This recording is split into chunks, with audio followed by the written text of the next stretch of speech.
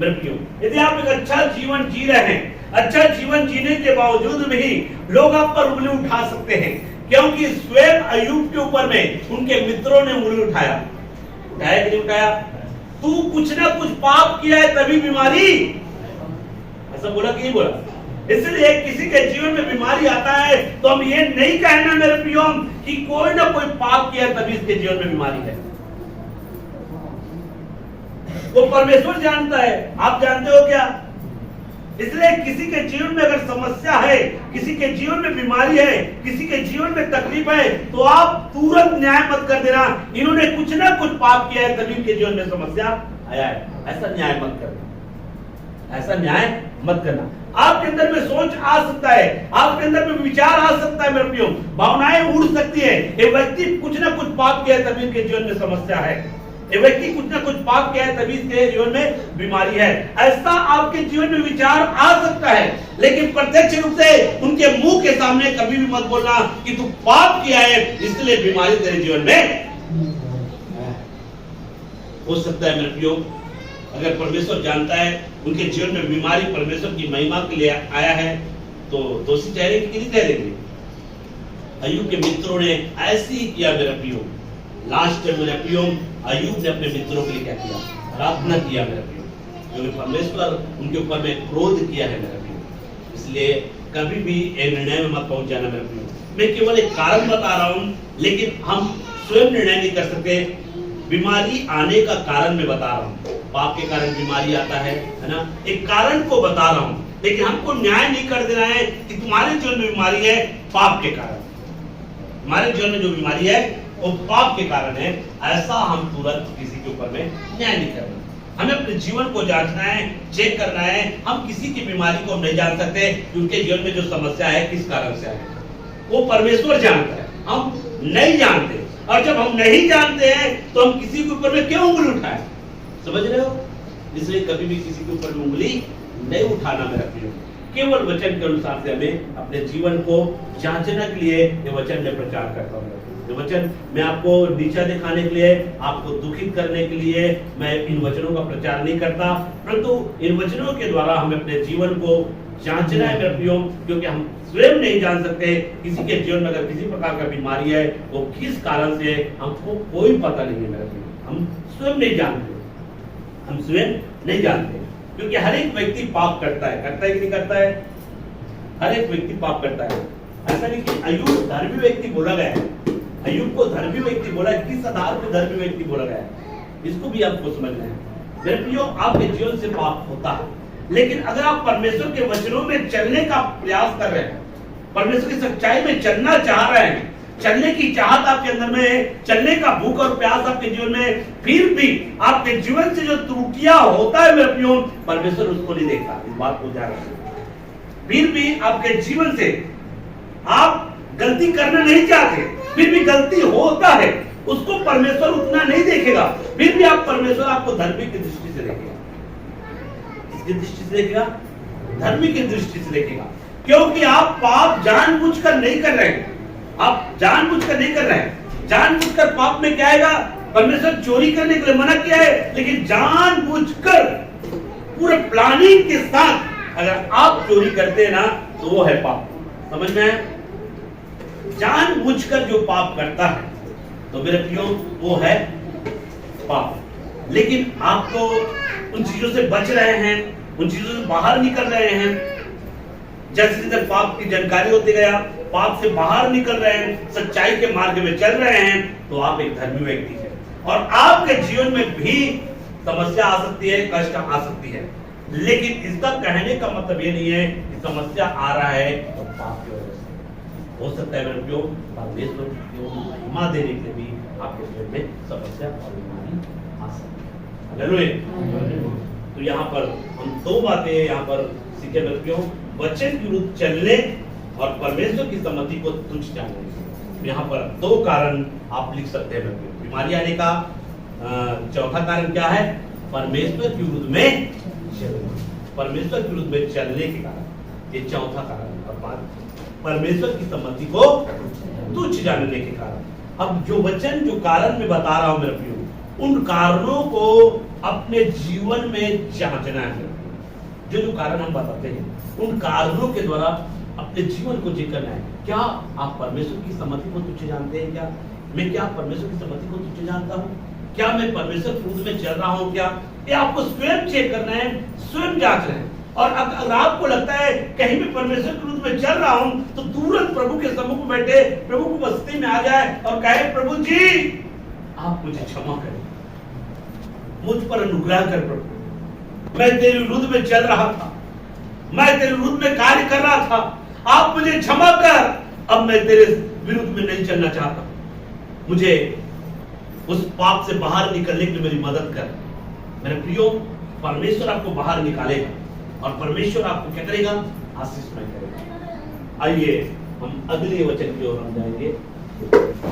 पहला कुरिन्थियों की पुस्तक 11 अध्याय 27 से लेकर 30 तक पहला कुरिन्थियों की पुस्तक निकालिए।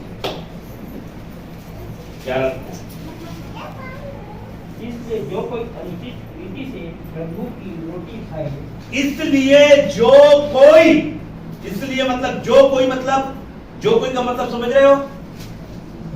हाँ बोलिए, जो कोई का मतलब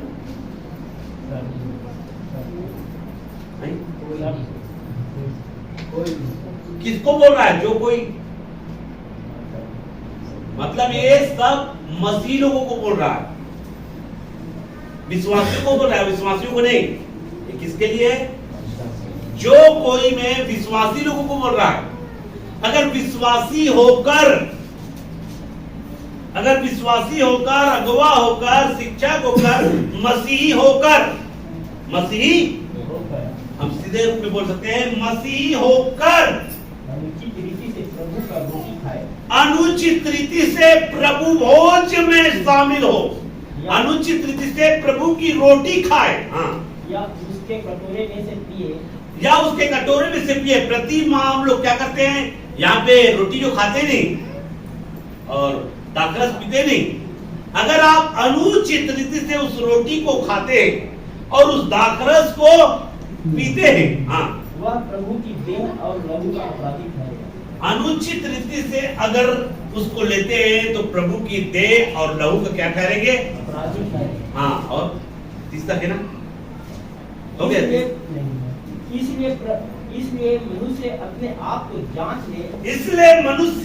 को जांच ले, और इसी रीति से इस रोटी में से खाए, और इस कटोरे में से पिए, क्योंकि जो खाते पीते समय प्रभु की देह को न पहचाने, वह इस खाने और पीने से अपने ऊपर दंड लाता है। इसी कारण तुम में बहुत से निर्बल और रोगी है। मसीहों में बहुत से निर्बल है, मसीहों में बहुत से क्या है? रोगी है। और मसीहों में बहुत से सारे मतलब इस दुनिया से किस कारण से? अनुचित कारण से अगर प्रभु भोज लेता है। बीमारी आने का कारण क्या है? अनुचित रीति से प्रभु भोज लेना। तो यहाँ पर इस वचन से हमको दो कारण हमको मिलता है मेरे प्रियो। इस वचन से हमको दो कारण मिलेगा। छठवीं बात है, अनुचित रीति से प्रभु भोज लेने। अनुचित रीति से प्रभु भोज को लेने से भी क्या आती है? बीमारी आती है। हमारा कारण क्या है? हमारा विषय क्या था? बीमारी आने के क्या कारण है? तो बीमारी आने का कारण यहाँ पे बता रहा है, अनुचित रीति से प्रभु भोज को लेना। जो लोग अनुचित रीति से प्रभु भोज को लेता है, उनके जीवन में क्या आएगा? वही तो है बीमारी ना, निर्बलता। कई लोग क्या हो गए? निर्बल हो गए। और कई लोग क्या हो गए? रोगी। मतलब नहीं, रोगी मतलब बीमारी उसके जीवन में आ गया। एक व्यक्ति के जीवन में रोगी व्यक्ति किसको कहेंगे? जिसके जीवन में कोई बीमारी आ गया, वो रोगी हो गया, बिस्तर में चला गया, वो बीमार व्यक्ति है, तो बीमार व्यक्ति है। तो बीमारी आने का ये छठवा है ना, छठवा कारण है अनुचित रीति से प्रभु भोज को लेने से। अब आपको देखिए इधर ध्यान पूर्वक सुनिए। अगर आप मसीह होकर आपने धार्मिकता को पूरा किया है और अनुचित रीति से अगर प्रभु भोज को लेते हैं हर माह सप्ताह का पहले दिन, अगर अनुचित रीति से आप प्रभु भोज में शामिल होते हैं तो बीमारी आएगा कि जाएगा? प्रभु भोज लेने से बीमारी आएगा कि जाएगा?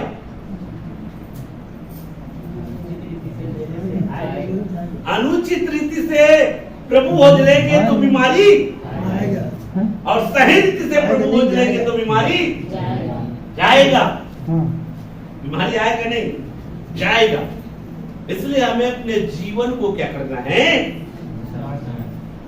इसलिए यहाँ पर छठवां पॉइंट में दे रहा हूं, अनुचित रीति से प्रभु भोज लेने से बीमारी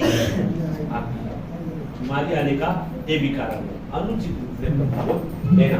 और उसके बाद सातवां है अपने आप को ना जांचने के कारण भी बीमारी आती है। अपने आप को ना जांचने के कारण क्या आता है? बीमारी आता है। पहला कुरिन्थी 11:31 पढ़ दीजिए। पहला कुरिन्थी 11:31, यदि हम अपने आप को जांचते तो दंड न पाते। बस परमेश्वर कैसे दंड देता है? दंड ना पाते। यदि हम अपने आप को जांचते तो दंड ना पाते। दंड में क्या क्या आता है? दंड जब परमेश्वर देता है तो निर्बलता हमारे जीवन में भेजता है। दंड में क्या क्या आएगा? पहला निर्बलता, दूसरा बीमारी, और तीसरा मतलब इस दुनिया से। अब एक व्यक्ति निर्बलता के कारण इस दुनिया से, एक व्यक्ति बीमारी के कारण इस दुनिया से, इसलिए बोला गया ऐसी नहीं सो जाएंगे। आपके जीवन में क्या आता है? बीमारी आएगा, बीमारी मृत्यु को पैदा करेगा, दुख बढ़ेगा, और इस दुनिया से समय से पहले चले जाते हैं, सो गए। इसी को बोला गया। यहाँ पे जितने लोग सो गए हैं वो सब निर्बलता और बीमारी के कारण। क्यों? क्योंकि उन्होंने अनुचित रीति से प्रभु भोज को लिया। इसलिए अगर अपने आप को जांचते तो दंड ना पाते, तो ना जांचने के कारण बीमारी आती है। ना जांचने के कारण बीमारी आती है। अगर आप अपने आप को जांचेंगे तो बीमारी, अपने आप को जांचने से बीमारी आएगा कि जाएगा? और नहीं जांचेंगे तो बीमारी आएगा कि जाएगा? नहीं जांचेंगे तो आएगा, और जांचेंगे तो जाएगा। बीमारी नहीं रहेगा तो कहां से जाएगा?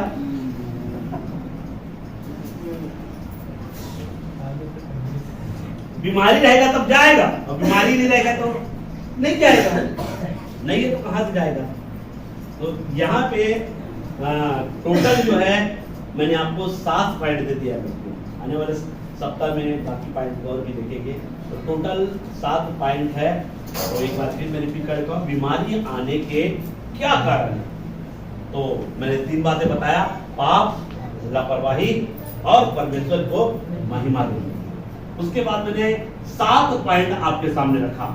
कौन कौन से? स्वयं के पाप के कारण आ सकता है बीमारी, माता पिता के पाप के कारण आ सकता है बीमारी, और परमेश्वर को महिमा देने के कारण से आ सकता है बीमारी, और वचन के विरुद्ध चलने के कारण से भी आपके जीवन में आ सकता है बीमारी, और परमेश्वर के सम्मति को तुच्छ जानने के कारण से भी आपके जीवन में आ सकता है बीमारी, और अनुचित रीति से प्रभु भोज लेने के कारण से भी आ सकता है बीमारी, और अपने आप को ना जांचने के कारण से भी आ सकता है आपके जीवन में बीमारी।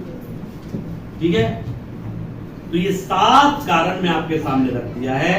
इस 7 कारण मैंने आपके सामने रखा है। अगर उस कारणों के अनुसार से स्वयं अपने जीवन को जांचना है, स्वयं अपने जीवन को चेक करना है मेरे प्रियो, और अपने जीवन को सही करोगे तो बीमारी जो आपके जीवन में है वो आपके जीवन से, वचन के अनुसार से अपने जीवन को सही करोगे, बड़े घातक से घातक बीमारी, बड़े से बड़े बीमारी जाएगा मेरे प्रियो, आएगा नहीं, जाएगा। वचन के अनुसार से आप अपने जीवन को सही करने से बीमारी जाएगा, और रहता है तो परमेश्वर की महिमा को प्रकट करने के लिए रहेगा मेरे प्रियो, और एक समय पर वो हमारे जीवन से रखा है। उन 7 बातों के अनुसार से महान परमेश्वर आपको आमीन।